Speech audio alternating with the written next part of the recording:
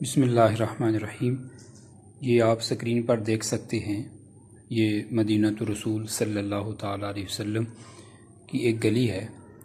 تو آج رات تقریباً 12 بجے کا ٹائم ہے۔ یہ میرے کچھ دوست احباب ملنے کے لیے تشریف لا رہے تھے، تو میں ان کو ریسیو کرنے کے لیے اس گلی سے گزر رہا تھا، تو اچانک میری یہ نظر بابا جی پر پڑی۔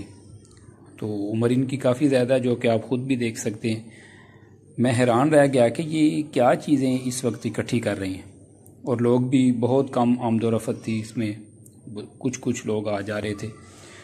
تو یہ بزرگ جو تھے وہ رستے سے چھوٹے چھوٹے کاغذات کے ٹکڑے جو تھے وہ اٹھا رہے تھے۔